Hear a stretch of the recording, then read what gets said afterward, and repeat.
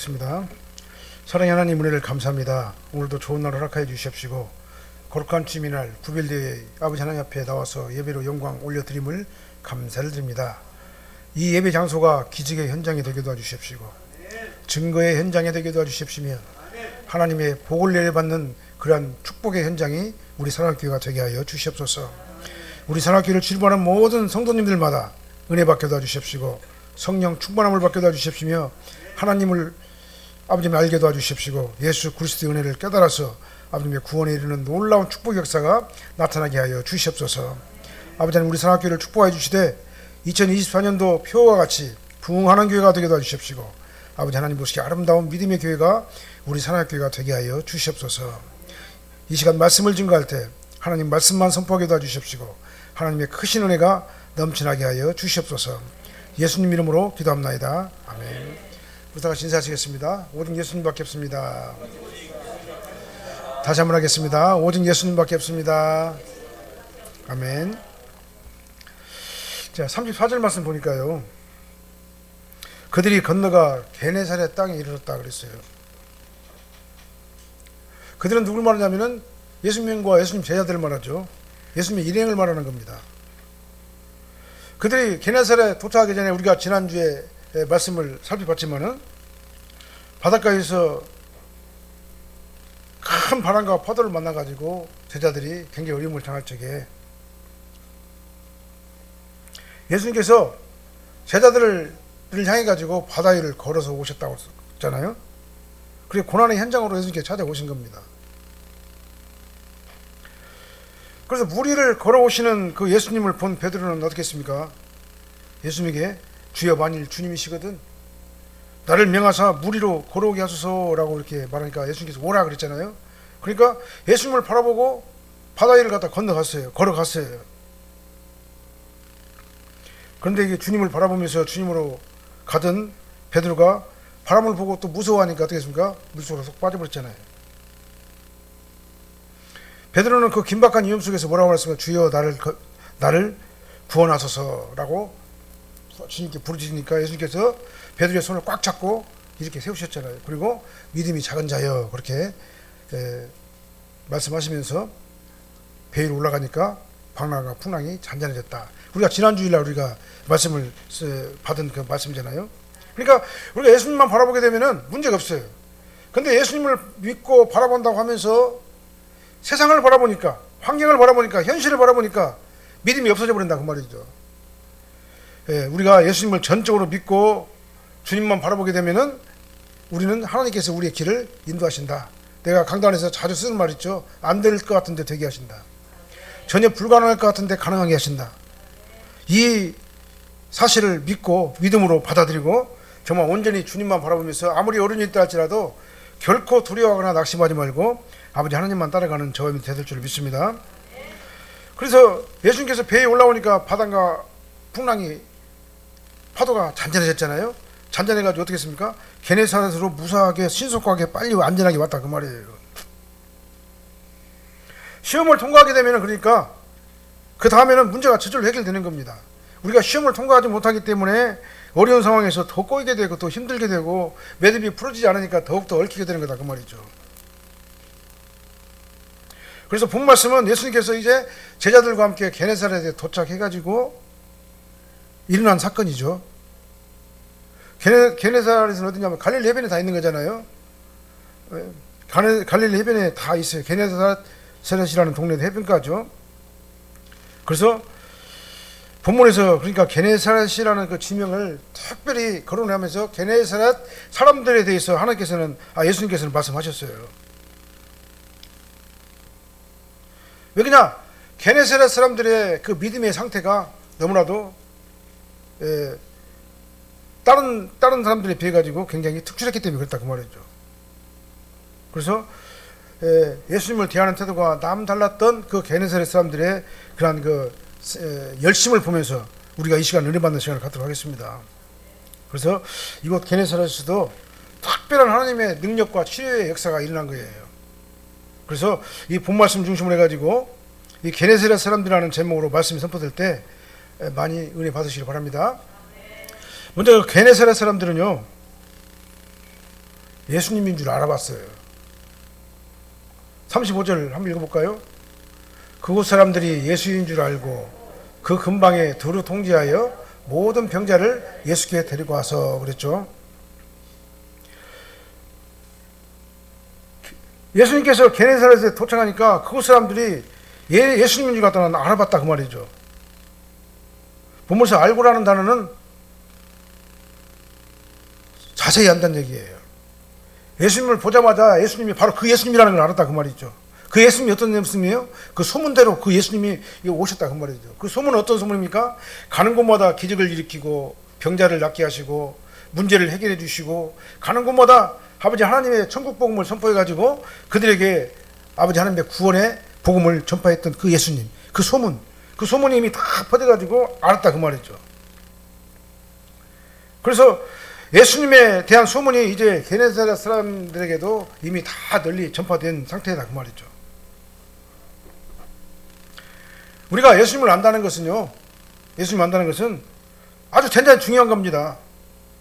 예수님을 알되 예수님께서 나를 죄와 사망 가운데서 건져내신 나의 구세주 메시아라는 사실을 믿고 아는 것이 더 중요한 거예요. 그게 가장 중요한 겁니다.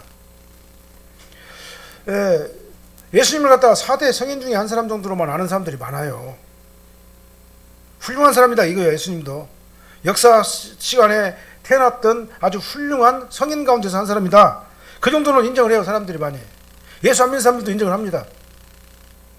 근데 그 예수님께서 우리를 죄와 사망 가운데서 건져주시고 나를 영원한 천국으로 인도하실 그 유일하신 나의 구세주라는 사실을 믿지 못하는 사람들이 많다 그 말이에요.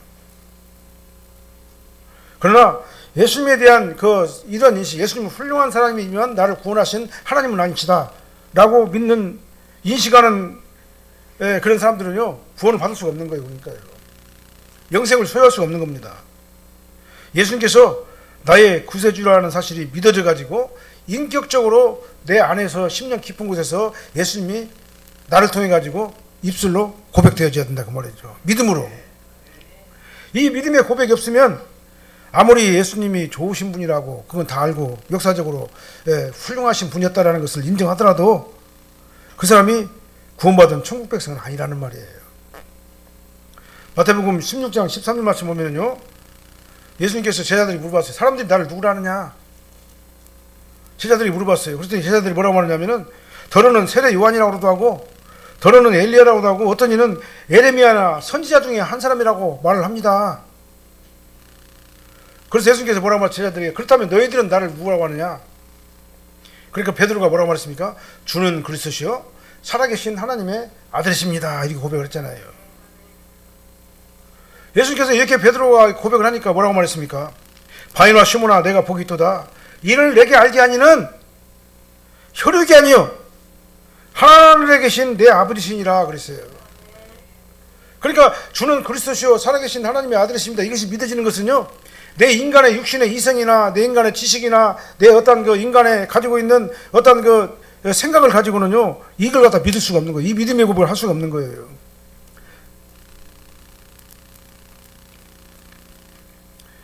아무리 예수님은 좋은 사람이라고 인정을 하더라도 능력 있는 사람이라고 인정하고 예지력과 지혜가 출중한 사람이라고 하더라도 때로는 선지자들처럼 이적을 일으키는 사람이라고 하더라도 그렇게 훌륭한 분이라고 인정을 한다 하더라도 거기서 그치면 안 된다 그 말이에요. 그건 구원에 이르는 믿음이 아니다 그 말입니다. 구원에 이르는 믿음은요 예수님을 나의 구세주로 믿고 영접하고 고백하는 거예요. 주는 그리스도시요 살아계신 하나님의 아들이십니다. 이것이 내 심령 깊은 곳에서 인정하고 믿음으로 고백되실 때 그게 바로 구원에 이르는 믿음이다 그 말입니다. 이걸 바로 뭐냐면 인격적으로 주님을 믿는 것이다 이게 말씀드리는 거예요.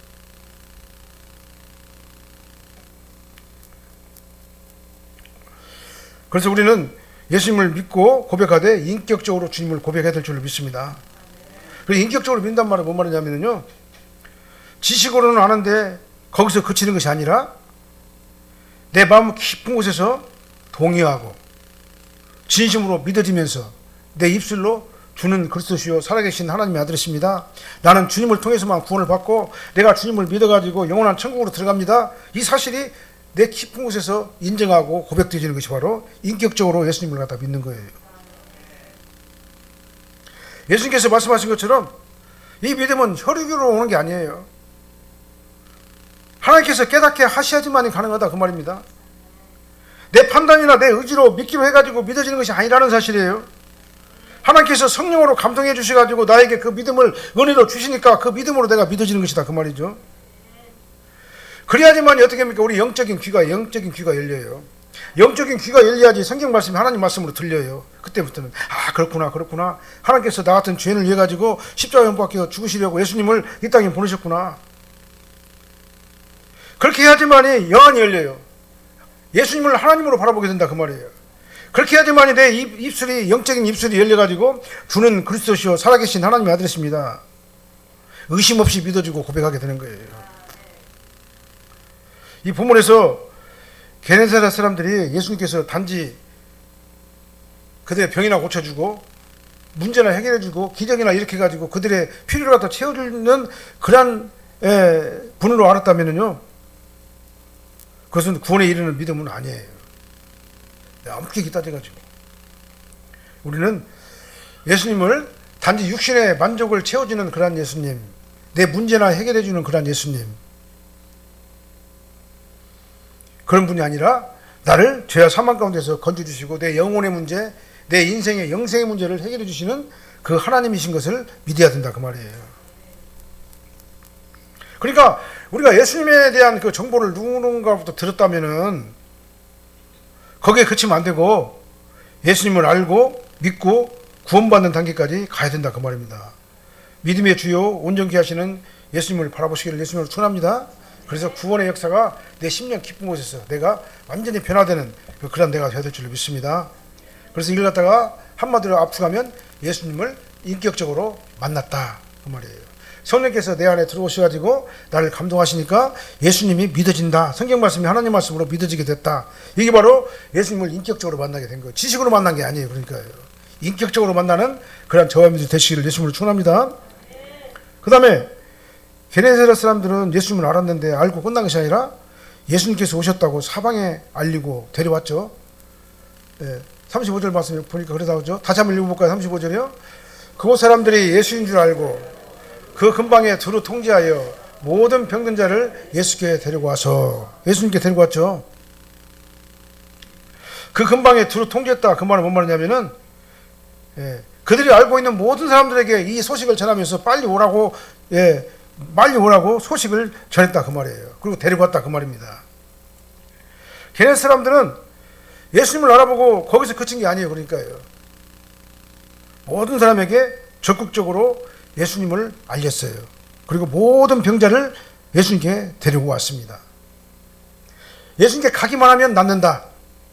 모든 병이 다 나을 줄로 믿었어요. 믿었기 때문에 어떻게 합니까? 자기가 알고 있는 모든 사람들에게 통지를 해가지고 그들을 데리고 왔다 그 말이에요. 아주 진심으로 믿은 거예요. 그러니까요. 그래서 이런 행동이 당연하게 나타난 겁니다. 그러니까 이런 믿음이 없으면은요, 만약에 안 났으면 어떻게 해요? 만약 안 났으면 창피할 거 아니에요. 그러니까 과감하게 데리고들 못 오는 거예요. 올라만 와봐. 아마 그 정도는 얘기할 수가 있을 거예요. 근데 이들은 어떻게 했습니까?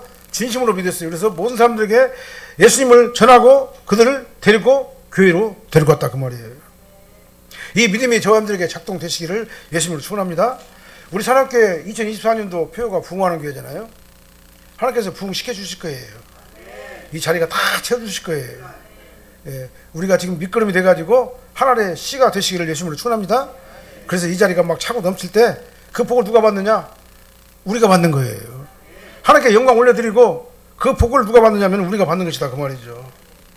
이러한 축복받는 우리 사랑교회 모든 성도님들이 되시기를 예수님으로 축원합니다.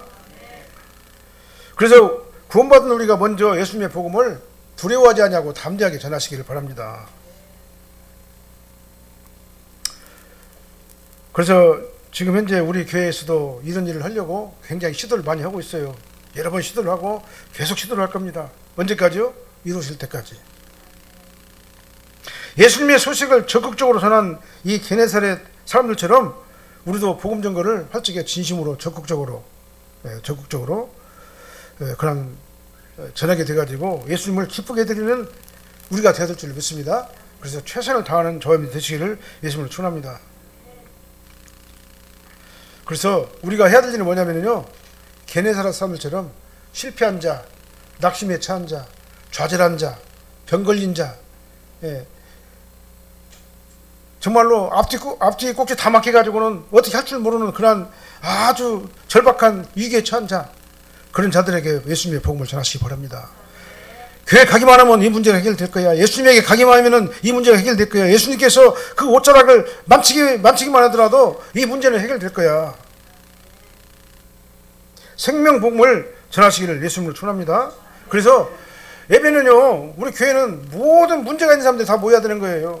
우리끼리만 예배가 돼서는 안 돼요. 이 폐쇄되는 공간에서 우리끼리만 은혜 받고, 우리끼리만 구원 받고, 우리끼리만 은혜 받고, 우리끼리만 드리는, 우리끼리만의 그 예배가 돼서는 안 되는 거예요. 우리 교회는요, 모든 사람들에게 개방되어야 된다 그 말이죠. 그래서 우리는 적극적으로 뭘 해야 됩니까? 초청을 해야 되는 거예요.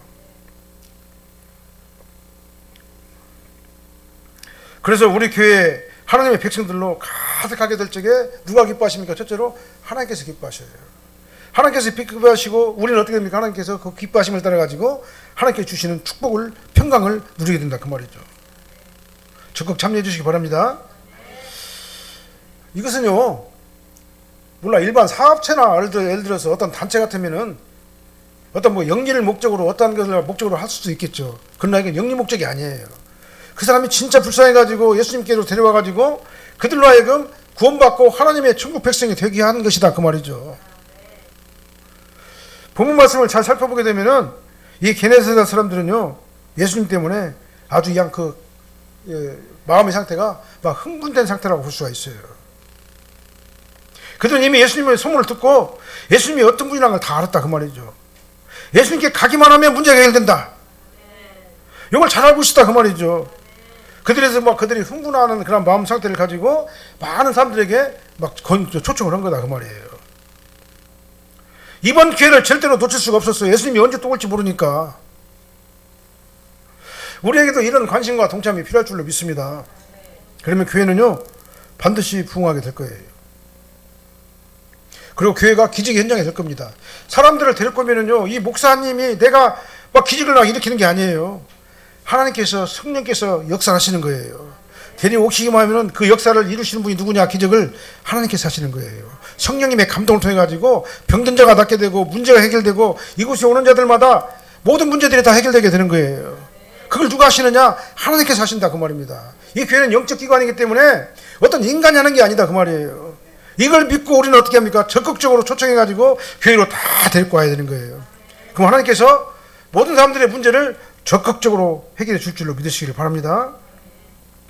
우리가 분명히 알아야 될 것은요, 물론 병고침을 받고 문제가 해결되는 것이 주가 아니에요. 주가 아니에요. 보조예요. 그거는요. 그들을 구원받기 위한 그런 도구에 지나지 않는 거예요. 진짜 궁극적인 목적은 뭡니까? 병을 고침을 받고 문제가 해결되고 이 교회 와가지고 이런 능력을 보게 됨으로써 예수님이 하시는 일이다라는 걸 갖다는 알게 하는 거예요. 그러니까 예수님을 믿게 하는 것이다 그 말이죠. 그 주는 뭡니까? 예수 그리스도의 복음 전파예요. 게네사렛 사람들이 그 근방에 두루 통제해가지고 모든 병자를 데려온 것처럼, 세상에서 실패하고 어두운 그늘에서 방황하는 그런 모든 사람들에게 예수님을 전하시기 바랍니다. 우리 사랑학교 오기만 하면 기적은 일어날 거야. 네 문제는 해결될 거야. 한번 가봐가지고 거기서 예수님을 영접하기만 하면, 예수 그리스도 은혜가 임하기만 하면은 모든 문제가 다 해결된다. 아주 담대하게 전하시기를 바랍니다. 그러면은 누가 하십니까? 다시 말씀드립니다. 성령께서 하셔요. 하나님께서 그 일을 이루신다 그 말이에요. 기적의 주체는 하나님이에요. 인간이 아니에요. 얼마 능력 많은 목사님이 하는 게 아니에요. 교회 일은요. 목사님을 통해 가지고 하시긴 하지만, 그 다음에 성도님들을 통해 가지고 하시긴 하지만, 교회의 주체는, 능력의 주체는 예수님 하나님에게서 나온다는 사실을 여러분들이 믿으시기를 바랍니다. 그래서 여러분들은요, 믿고 그냥 데려오기만 하세요. 믿고 데려오기만 하면은 기적은 일어나게 돼 있다 라는 것을 확실히 믿으시길 바랍니다. 그 다음에 세 번째로 보면은요, 36절 한번 읽어볼까요? 다만 예수의 옷자락이라도 손을 대게 하시기를 간구하니. 손을 대는 자는 다 나음을 얻으니라. 기적이 일어난 거예요. 그들은 예수님께 간구를 했어요. 간구하니까 어떻게 됩니까? 기적이 일어나게 된 거예요. 그러니까 그들은 이번 기회 아니면 언제 예수님이 올지 모르니까 이번 기회에 모든 문제 있는 사람들은 다 데리고 와야 된다는 그런 강력한 소망을 가지고 데리고 왔더니, 데리고 와가지고 그냥 끝난 것이 아니라 어떻게 했습니까? 예수님 앞에 예수님의 옷자락이라도 손을 대게 해주십시오라고 간구를 한 거예요. 여기 간구했다는 말은 간절히 구했다는 얘기가 간이 저리게 구한다는 말이 간절히 간구한다는 얘기잖아요. 예? 간이 저릴 정도로 구하는 게 간절한 거예요. 예수님의 옷자락이라도 손을 대기만 해달라고, 낫게 해달라고 그렇게 손을 대기만 해달라고 이렇게 간구를 했다 그 말입니다. 그 말이 뭔 말입니까? 예수님의 능력을 전적으로 신뢰했다 그 말이죠. 그러니까 그것이 왜 그렇게 나오느냐면요, 이전에 혈루증 앓은 사람이 있었죠. 혈루증을 앓던 그 여인이 마태복음 9장 20절로 22절 말씀 보면요, 혈루증을 앓았던 그 여인이 예수님의 뒤에 가가지고 몰래 옷자락을 딱 만졌잖아요. 예수님의 겉옷을 만졌잖아요. 살짝 대기만 했는데 예수님의 능력이 나타났잖아요. 예, 그래갖고는 그 혈류의 근원이 막 말아버렸잖아요. 그 소문을 그들이 들었던 거예요. 예수님께서 옷자락만 만져도 그 혈류의 근원이 나왔다. 근데 여기는 이제 14장이잖아요. 9장에서 그런 일이 있었잖아요. 그러니까 이런 소문이 이미 다 퍼진 거예요. 그러니까 그들은 뭐라고 말했습니까? 예수님의 옷자락에다가 막 손을 대게 해주십시오. 사람들이 많이 왔는데 이 많은 사람들 갖다가 예수님께서 일일이다 1대1로 다 못하니까 그냥 옷자락이라도 맞추면 낫게 될 것을 우리가 믿으니까 옷자락이라도 손을 대게 하시기를 예수님께 간구를 한 거예요. 그리고 손을 대는 자는 어떻게 했습니까? 다 나음을 얻었느니라. 아멘. 그들이 예수님의 옷자락을 만진 것은 맞아요. 그러나 그 만진 것을 허락해 주신 분 누구예요? 예수님이세요. 이런 말은 다른 말로 뭔 말입니까? 예수님께서 허락하셔가지고 만졌더니 그들의 병이 다 나은 거예요. 그러니까 예수님께서 만져주시지 아니하시면은 어떻게 돼요? 우리가 문제를 해결할 수가 없다는 말이에요. 다니엘서 10장 10절로 11절 상반지 말씀 한번 읽어볼게요.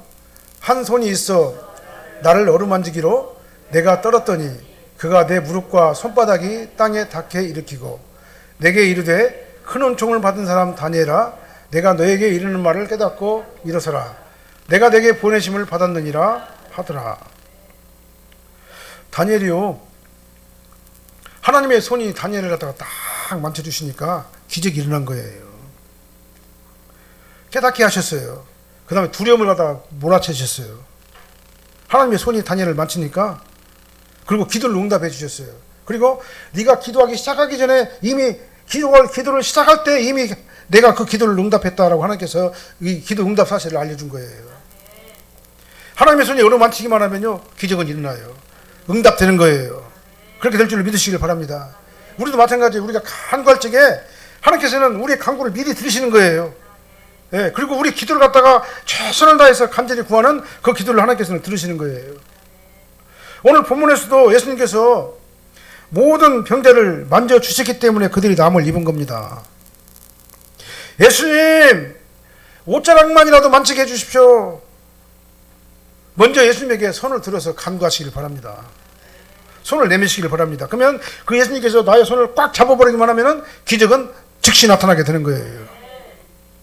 그래서 예수님의 손이 나를 잡아주시기를 간구하시길 바랍니다. 그러면 모든 문제는 다 해결돼요. 우리가 가지고 있는 문제요, 불가능할 것 같았죠? 예수님께서 보면 아무것도 아니에요. 그거는요, 불가능할 것 같은데 아무것도 아니에요. 그런 것도 다 가능해요. 해결하지 못할 문제가 없는 거예요. 예수님이 만져주시기만 하면은. 주여, 고통 가운데 있는 나를 어루만져 주시옵소서. 절망 가운데 던져져 있는 나를 어루만져 주시옵소서. 문제 가운데 있는 나를 어루만져 주시옵소서. 나로서는 도저히 해결할 수가 없고 나로서는 도저히 가능하지 못한 일을 할지라도 주님께서 나를 만져주시기만 하면 모든 문제가 해결될 줄로 믿습니다. 순수하고 간절하게 예수님의 능력을 믿으시길 바랍니다. 그리고 예수님께 구하시길 바라고 예수님께 손을 내미시길 바랍니다. 예수님께서 여러분들의 손을 잡아주시는 그 순간 기적은 일어나게 돼 있는 거다 그 말이에요. 뭐 글쎄요, 예수님의 옷을 만진다고 무슨 기적이 일어나겠어요? 그럴 시간에 나는 병원부터 가보고 그럴 시간에 나는 돈을 구하기 위해서 은행 먼저 찾아가 보겠습니다. 그리고 나 해결할 방법 찾겠습니다. 물론 그렇게 해야 되겠죠. 내가 최선을 다하는 것도 맞는 말이니까. 그러나 그것도 예수님께서 함께 하실 때 가능한 거예요. 예수님께서 함께 동행하실 때 그것도 가능하게 되는 거예요. 그 문제를, 그걸 아시기를 바랍니다. 예수님께서 막으시면은요, 내가 아무리 병원을 찾아다니고, 아무리 은행 가가지고 돈을 굴려 올더라도 안 되는 거예요. 근데 안 될 것 같은데 되게 하는 역사는 누구를 통해서 일어나는 겁니까? 예수님께서 내 손을 꽉 잡아주실 때 그 일이 나게 된다, 그 말입니다. 분명히 큰 질병에 걸렸는데 예수님께서 나의 손을 꽉 잡아주시니까 내가 병원에 가서 지내보니까 병이 다 나은 거예요. 이게 바로 영적인 법칙인 겁니다. 믿어버리시길 바랍니다. 그리고 예수님께 손을 내미시길 바랍니다. 주여, 주님의 겉옷이라도 만지게 해주시옵소서. 예수님께서 저와 여러분들의 손을 꼭 잡아주시면 기적이 일어난다는 사실을 다시 한번 기억하시길 바랍니다. 믿고 맡기는 자에게 이런 기적은 일어나게 되어 있는 겁니다. 병원을 찾아가는 것도, 은행을 찾아가는 것도, 천국에 가는 것도 예수님께서 나와 함께 동행하실 때 문제가 해결된다는 사실을 믿으시길 바랍니다.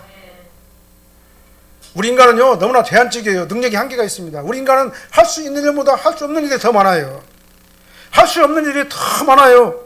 할 수 없는 우리 인간이 내가 내 힘으로 한번 해결해봤다고 아무리 발버둥을 치더라도 안 되는 건 안 되는 거예요. 누가 잡아줄 때 되는 겁니까? 기적의 하나님이신 예수님께서 저와 여러분들의 손을 잡아줄 때 가능한 거예요. 이 기적의 은혜를 체험하시길 바랍니다. 기적이 없다 하는데 기적은 있어요. 예수님께서 함께 하시면 기적은 일어나게 되어 있습니다. 그걸 믿으시길 바랍니다. 그래서 저와 여러분들은 지금 이제 모든 문제들을 다 가지고 있어요. 그 문제를 그냥 여러분들 스스로의 힘으로 해결하려고 하지 마시고, 물론 내가 노력을 하고 여러 가지 일을 해야 되지만 그 일 위에 하나님의 인도하심의 역사가 있어야 되는 거예요. 하나님께서 나의 손을 잡아주시고 내 등 뒤에서 나를 운전하실 때 모든 문제들이 다 해결될 줄로 믿으시길 바랍니다. 그러면 도저히 불가능한데 되는 역사가 일어나게 돼요. 이게 바로 기적을 체험하는 거예요. 도저히 해결할 수 없다고, 그러니까 우리는 절망하거나 낙심할 필요가 없어요. 더군다나 저와 여러분들은 예수님의 은혜가 있잖아요. 예수 그리스도의 은혜가 나를 지배하고 있잖아요. 그러니까 우리는 어떻게 됩니까? 문제를 만났을 적에 주님만 바라보고 주님을 의지하고 주님께 모든 것들을 다 간구하시길 바랍니다. 그래서 예수님의 손에 붙든 힘을 받으시길 바랍니다. 그러면 기적이 일어나게 된 거예요. 오늘 본 말씀의 결론의 말씀을 드리겠습니다. 게네사렛 사람들은요, 예수님을 알았어요. 아는데 그친 것이 아니라 모든 사람들에게 전파했습니다. 전파하고 데리고 왔어요. 교회로 데리고 와가지고 그들이 어떻게 했습니까? 주님께 간구하니까 기적이 일어나게 된 거예요. 이 영적인 법칙을 우리 사랑교회도 적용해가지고, 우리 사랑교회가 2024년도 부흥하는 교회인데 정말로 우리가 사람들에게 이 복음을 전하시길 바랍니다. 그래가지고 이 교회 와가지고 모든 문제가 해결되는 놀라운 축복 현장이 우리 교회가 될 줄 믿습니다. 기적은 사람이 하는 게 아니라 하나님께서 사람을 통해서 하는 것이에요. 우리가 데려오기만 하면은 그 기적은 하나님께서 이루어지게 되어 있는 거예요. 그래서 2024년도에는 우리 사랑교회가 정말 부흥하는 교회, 넘치는 교회, 기적의 현장, 이곳에 오면은 다 문제가 해결되고, 이곳에 오는 자들은 모든 것들이 다 해결되어지는 놀라운 축복의 현장, 기적의 현장이 우리 사랑교회가 될 줄로 믿으시기를 바랍니다. 기도하겠습니다. 사랑의 하나님 감사합니다. 이제는 아버지 하나님의 2024년도 교회 표를 우리에게 부흥하는 교회라고 표를 주셔서 감사드립니다. 이 표대로 아버지 하나님 정말 우리 교회가 부흥하게 도와주십시고, 우리 교회를 통해서 기적이 나타나게 도와주십시고, 병을 고침을 받게 도와주십시고, 문제가 해결되게 도와주십시고, 아버지 하나님 어렵고 힘들고 낙망하고 좌절됐던 모든 심령들이 우리 사랑교회 와가지고 평화를 누리게 도와주십시며, 문제가 해결됨으로 말미암아 기쁨의 충만함이 넘쳐나게 하여 주시옵소서. 그래서 아버지 하나님, 주는 그리스도시요 살아계신 하나님의 아들이십니다. 이 고백이 우리 사랑교회에 넘쳐나게 도와주십시고 널리 울려 퍼질 수 있도록 인도하시고 축복하시고 주관하여 주시옵소서. 예수님 이름으로 축복하며 기도합나이다. 아멘.